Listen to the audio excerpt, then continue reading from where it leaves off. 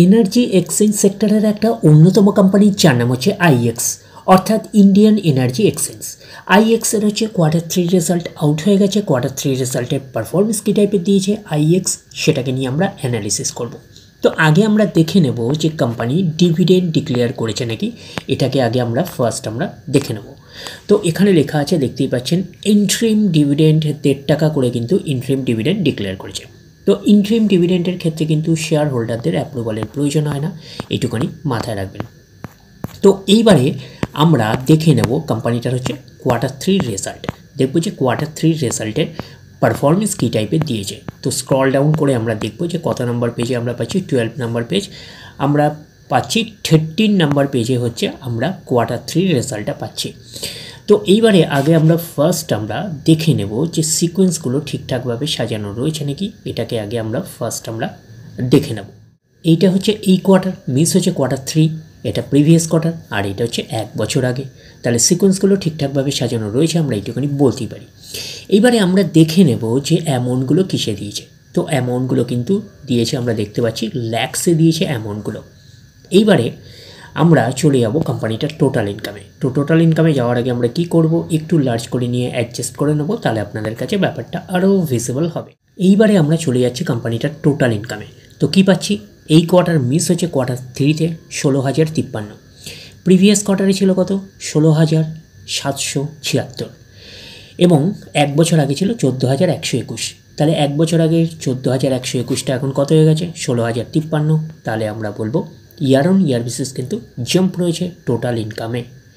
Previous কোয়ার্টারে ছিল কত, 16,776, 16,776, সেটা হয়ে গেল এই কোয়ার্টার মিস হয়েছে Q3-তে হয়ে গেল 16,053। তাহলে আমরা বলবো কোয়ার্টার অন কোয়ার্টার বেসিস কিন্তু ডাউন পারফরমেন্স করেছে টোটাল ইনকামে। তো ন্যাচারাল ব্যাপার, আমরা জানি যে ইনকাম করতে গেলে কোম্পানিকে এক্সপেন্সেস করতেই হবে। তো এখন দেখার বিষয়ে কোম্পানিটা ইনকাম করতে গিয়ে কতটা এক্সপেন্সেস করেছে। তো আমরা চলে আসলাম টোটাল এক্সপেন্সেসে। এই কোয়ার্টার মিস হচ্ছে Q3-তে 2,502, প্রিভিয়াস কোয়ার্টারে ছিল 2,549, 1 বছর আগে ছিল 2,241। তাহলে 1 বছর আগের 2,241টা এখন কত হয়ে গেছে, 2,502। তাহলে আমরা বলবো ইয়ার অন ইয়ার বেসিস কিন্তু জাম্প রয়েছে টোটাল এক্সপেন্সেসে। প্রিভিয়াস কোয়ার্টারে ছিল কত, 2,549, সেটা হয়ে গেল এই কোয়ার্টার মিস হচ্ছে Q3-তে হয়ে গেল 2,502। তাহলে আমরা বলবো কোয়ার্টার অন কোয়ার্টার বেসিস কিন্তু ডাউন পারফরমেন্স করেছে টোটাল এক্সপেন্সেসে।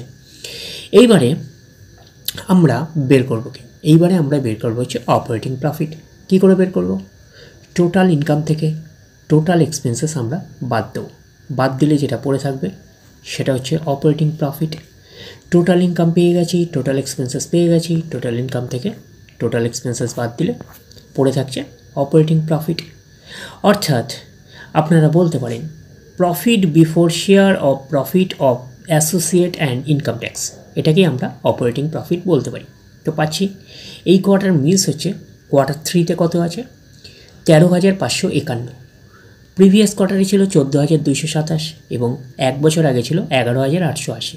তাহলে 1 বছর আগের 11,880টা এখন কত হয়ে গেছে, 13,551।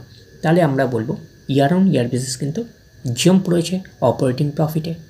প্রিভিয়াস কোয়ার্টারে ছিল কত, 14,227, সেটা হয়ে গেল এই কোয়ার্টার মিস হচ্ছে Q3-তে হয়ে গেল কত, 13,551। তাহলে আমরা বলবো কোয়ার্টার অন কোয়ার্টার বেসিস কিন্তু ডাউন পারফরমেন্স করেছে অপারেটিং প্রফিটে। তো অপারেটিং প্রফিটটাই নিশ্চয়ই কোম্পানির মেন প্রফিট নয়, তারপরে বিভিন্ন অ্যাডজাস্টমেন্ট থাকলে সেগুলো প্লাস মাইনাস হবে, গভর্নমেন্টকে ট্যাক্স পে করতে হবে, গভর্নমেন্টকে ট্যাক্স পে করার পরে কোম্পানির কাছে যেটা পড়ে থাকবে সেটা কোম্পানির ফাইনাল প্রফিট বা নেট প্রফিট হিসাবে আমরা কনসিডার করতে পারি। পাচ্ছি প্রফিট ফর দ্য পিরিয়ড, এটাকে আমরা নেট প্রফিট বলতে পারি, এটাকেই আমরা ফাইনাল প্রফিট বলতে পারি। এই কোয়ার্টার মিস হচ্ছে Q3-তে 10,729, প্রিভিয়াস কোয়ার্টারে ছিল 10,832, এবং 1 বছর আগে ছিল 9,180। তাহলে 1 বছর আগের 9,180টা এখন কত হয়ে গেছে, 10,729। তাহলে আমরা বলবো ইয়ার অন ইয়ার বেসিস কিন্তু জাম্প রয়েছে নেট প্রফিটে। প্রিভিয়াস কোয়ার্টারে ছিল কত, 10,832, সেটা হয়ে গেল এই কোয়ার্টার মিস হচ্ছে Q3-তে হয়ে গেল কত, 10,729। তাহলে আমরা বলবো কোয়ার্টার অন কোয়ার্টার বেসিস হচ্ছে একটা স্লাইটলি ডাউন পারফরমেন্স করেছে নেট প্রফিটে, আমরা বলতেই পারি। এইবারে আমরা চলে যাব কোম্পানিটার হচ্ছে ইপিএসে, অর্থাৎ আর্নিং পার শেয়ারে, দেখবো যে আর্নিং পার শেয়ারের অবস্থান কীরকম রয়েছে। তো একটু লার্জ করে অ্যাডজাস্ট করে নিই, তাহলে আপনাদের কাছে ব্যাপারটা আরও ভিজিবল হবে। তো এবারে আমরা চলে যাচ্ছি কোম্পানিটা হচ্ছে ইপিএসে অর্থাৎ আর্নিং পার শেয়ারে। এই কোয়ার্টার মিস হচ্ছে কোয়ার্টার 3-তে কত আছে 1.21, প্রিভিয়াস কোয়ার্টারে ছিল কত 1.22 এবং এক বছর আগে ছিল কত 1.03।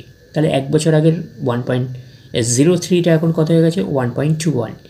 তাহলে আমরা বলবো ইয়ার অন ইয়ার বেসিস কিন্তু জাম্প রয়েছে ইপিএসে অর্থাৎ আর্নিং পার শেয়ারে। প্রিভিয়াস কোয়ার্টারে ছিল কত 1.22, সেটাও হয়ে গেল। এই কোয়ার্টার মিস হচ্ছে কোয়ার্টার 3-তে হয়ে গেল 1.21। তাহলে আমরা বলবো কোয়ার্টার অন কোয়ার্টার বেসিস হচ্ছে স্লাইটলি ডাউন টু আর্থে পারফরমেন্স করেছে ইপিএসে অর্থাৎ আর্নিং পার শেয়ারে। তো ন্যাচারাল ব্যাপার আমরা জানি যে নেট প্রফিটের রিফ্লেকশনটা ইপিএসে পাই, তো নেট প্রফিটের রিফ্লেকশনটা আমরা ইপিএসে পেয়েছি। তো ওভারঅল কনক্লুশন হিসাবে নেট প্রফিটে আমরা কি পেয়েছি, নেট প্রফিটে আমরা পেয়েছিলাম year on year basis jump রয়েছে, but quarter on quarter basis হচ্ছে স্লাইটলি একটা ডাউন পারফরমেন্স করেছে নেট প্রফিটে আমরা বলতে পারি।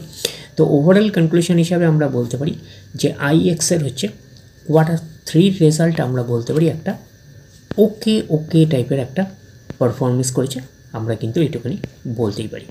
তাহলে ওভারঅল ভিডিওটা আপনার কাছে ক্লিয়ার। তাহলে এই অবধি, নেক্সট ভিডিওতে আবার আপনাদের সাথে আমার দেখা হচ্ছে। ধন্যবাদ।